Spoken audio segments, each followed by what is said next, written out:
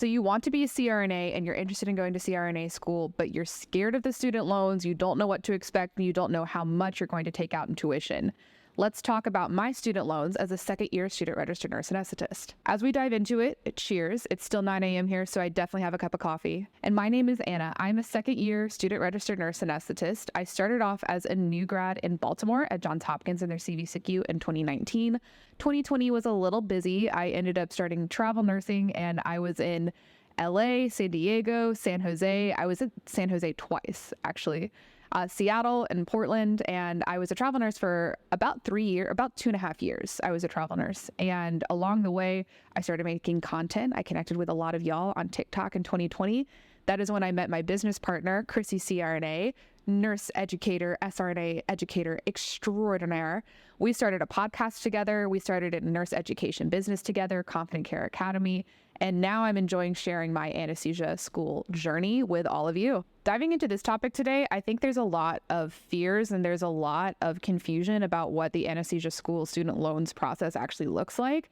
Let's talk about it and demystify the process. So very first thing, what is the format of CRNA school and why do you need student loans? CRNA school is now a 3-year doctorate program everywhere in the country. It used to be a master's program that was 24 to 27 months, but now every single CRNA school is 3 years. Every single program is a doctorate program. To get into CRNA school, you have to have most of the time at least 2 years of ICU experience. Some places still accept 1, but the interview process and the acceptance process is over a year. So even if you are an exception and you get in with the minimal experience, you won't start CRNA school until about year 2.5. The average matriculant, meaning first time student registered nurse anesthetist, the person who's starting classes, the average matriculant has about 4.5 years of ICU experience at the time of CRNA school starting. So you have to have about 2 years of ICU experience, then you apply to CRNA school, then you get in, you start about year 3.5, and then it's a 3-year doctorate program. Because it's a 3-year doctorate program, that's kind of a long time for a training process. There is a lot of confusion about whether or not you can work during CRNA school. And I'll say this, the answer is a little bit complicated. So many programs, the first 6 months are online. Not most, but some programs are online the first 6 months. And during those first 6 months, often you can continue to work for the first 2 semesters of the program. Not every program allows this. Some programs actually make you sign a contract saying that you won't work during CRNA school at all. And other programs, it's discouraged, but it's allowed. And at the end of the day, your priority should be your education, and most people find that they end up quitting their per diem job. Even if you can swing 1 or 2 shifts a month, it ends up not being worth it by the time you get into clinical. And at the end of the day, if you're going to be in debt a few $1,000s more so that you can focus on your exams and your studying, most people end up quitting their jobs during CRNA school. For me, I worked the first 6 months of CRNA school. I quit my per diem PACU job in January of 2023, and I am now a full-time SRNA. I do run the Confident Care Academy education business, and that takes about 20 hours a week on the side. However, we've also hired out an entire team to help us run that business, and by the time I get into clinical, the team is going to be even more dialed, dedicate even more of my time to just clinical preparation and even less time to running the business. So all that being said, okay, well, how do you live for 3 years if you are not going to be working? The answer is student loans and some savings. However, most people live on loans during this period of time. And if you want a really deep dive about which type of student loans you qualify for, student loan forgiveness programs, public service loan forgiveness, and the ROI on CRNA school, check out this podcast episode. It's a comprehensive guide to student loans for people who are looking at nurse anesthesia school. This is the Confident Care Academy podcast. This was a really high yield episode. Chrissy, my business partner, is on track to get over $150,000 in student loans forgiven through public service loan forgiveness. So that is definitely an episode you're not going to want to miss out on. That being said, how much are my loans? Let's dive into it. I started CRNA school in the summer of 2022. So May 2022 was my first semester in CRNA school, and my tuition for that semester was $16,332 in tuition, with $5,671 for living expenses. So my first semester of CRNA school, I ended up taking out $22,000 in student loans total. That first semester, I had fewer credit hours, so that was not the full tuition balance that will usually be charged, but that is my first semester of school. So far, total $22K in loans. Semester 2 of CRNA school, I took out $17,159.64 in tuition. and I took out $8,913.36 for living expenses. And that is a total of $24,851 for tuition plus cost of living loans for fall semester of 2022. Semester 3 of CRNA school, this is where I am full-time in person doing all of the didactic, which you can check out this video here where I talk about all of everything that I learned through the first semester of true didactic core anesthesia classes. 5 takeaways, what doesn't work, what does work, definitely check that video out. But this is how much I took out for that semester. For semester 3 of didactic, I took out $17,159.64 in tuition and $7,423.36 for living, which comes to a total of $24,582 for semester 3 of CRNA school. I am now in semester 4 of CRNA school, and for semester 4, I took out the full $16,824 of tuition and $7,759,000 for living expenses, which is $24,853. So of note, everything that I've taken out so far for my first 4 semesters of CRNA school is $96,286.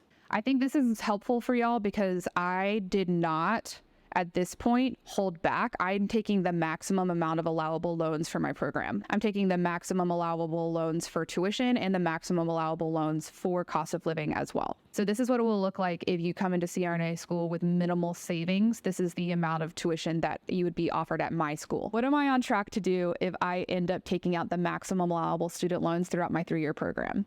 If I take out the maximum allowable student loans for the entire program, I will have $220,000 in student loans. I think the exact number is $220,551 would be the maximum allowable loans for the program. Now, for me personally, I believe that I will not take out all of the maximum allowable student loans. I anticipate taking out loans for my tuition.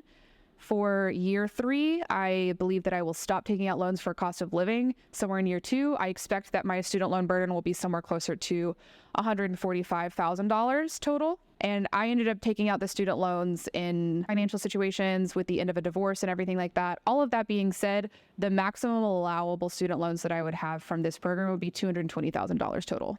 I can do yearly reports on where my student loans are because I think this is something that's not talked about very much, and I want to demystify the process for other people. But I want to highlight a few things. The first thing that I want to highlight is that I received the maximum allowable cost of living stipend for my student loans. And in year 1, that maximum allowable student loan was $22,000. $22,000 is not a lot of money, especially coming from either staff nursing or travel nursing. So if you are budgeting to yourself, okay, I can get $22,000, you're thinking to yourself, you're going to need to find supplemental income elsewhere, right? This is where I would say take a deep dive looking into the individual school's estimated cost of attendance, because some programs will allow you to take out $40,000, $50,000 in student loans for cost of living expenses. Other programs like mine will not allow you to take out more than, $23,000 for cost of living. Of note, everywhere in the United States, the average rent is $1,700 to $2,300. Like, rent is on average between $1,500 and $2,000 most places.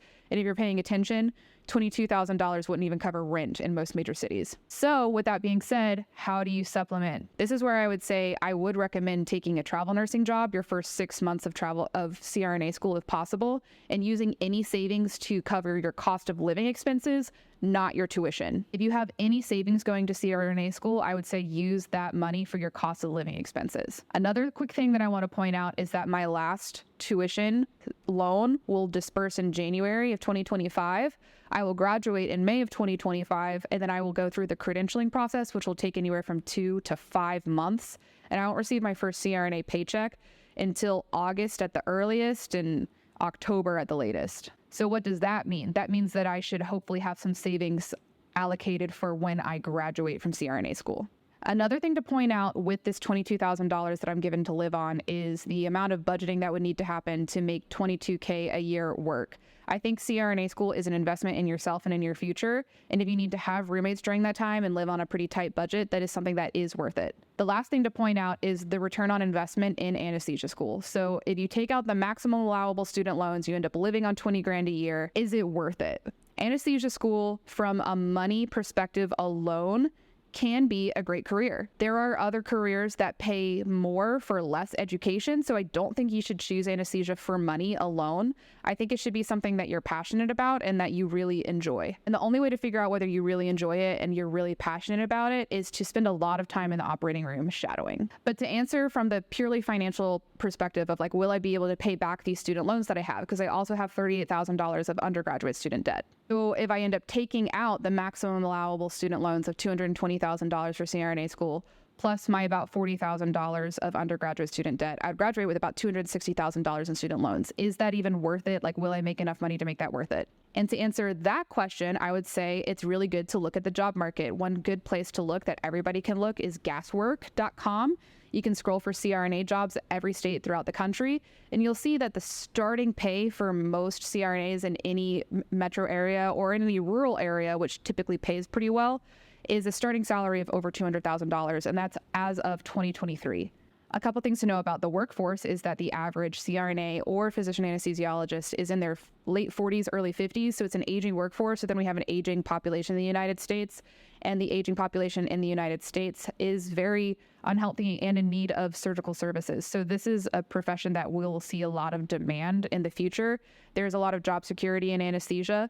And once again, you shouldn't choose it just for the money, but you should be aware that if you make this investment in yourself, that you will be able to pay back the loans and that it will be worth it from a financial perspective. As of July 17th, 2023, I've taken out $96,280 in CRNA school student loans. Comment if you want an ongoing tally, if you want me to keep up with how much my student loans end up being by the end. I can do this as a yearly episode as well. And make sure that you check out the CRNA school series where I do a semester by semester recap and I do day in the life vlogs about what it's really like to be a nurse anesthesia student. Please subscribe to help support me through CRNA school so I can take out less student loans. I'll see y'all next time.